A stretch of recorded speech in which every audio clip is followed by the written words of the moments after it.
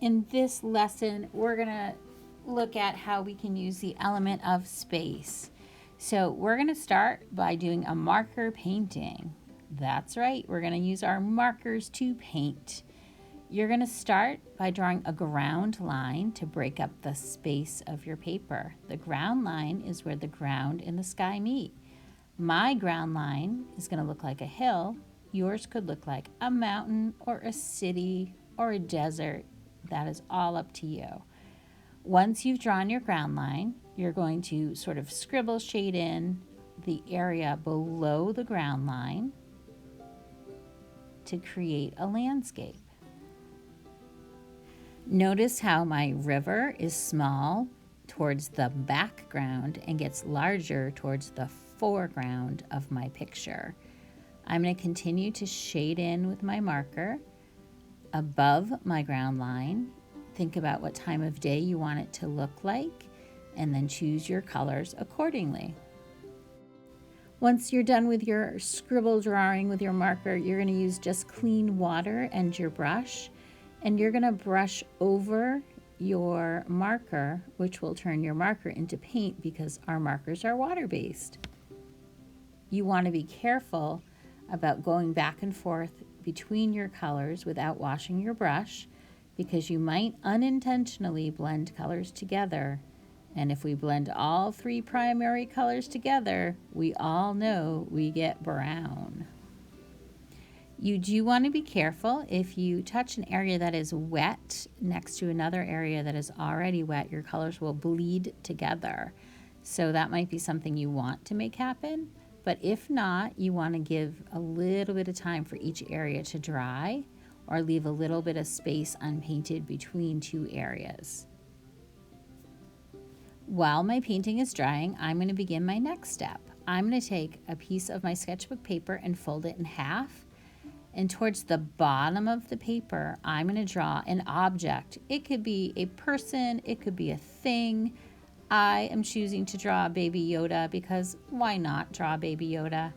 So on the bottom of my paper in the foreground, I'm going to draw just the top part of my character. So we see his head and just sort of his neck area. And this will become my Yoda in the foreground.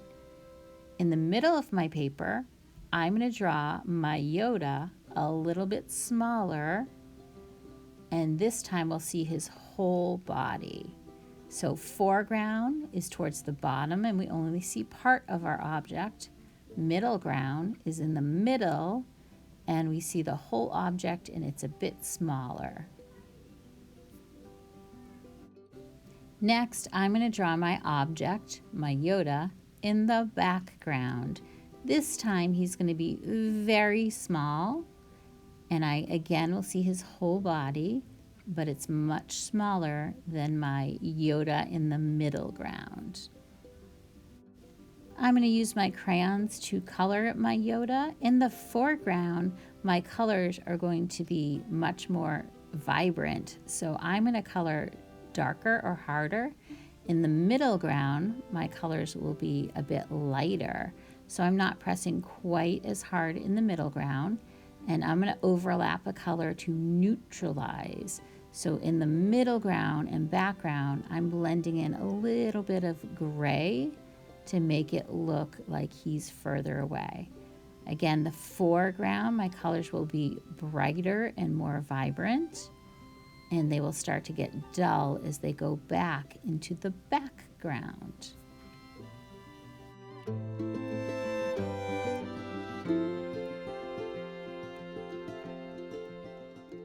Once I'm finished coloring, all I'm going to do is cut them out. Remember, you can sloppy cut around them and then more carefully cut. Once your objects are all cut out and your background is nice and dry, you're going to glue your object to your landscape. So the bigger one, again, will go at the bottom of the page in the foreground. And then the medium-sized one will go in the middle ground, and the smallest one will go in the background towards the top of your landscape.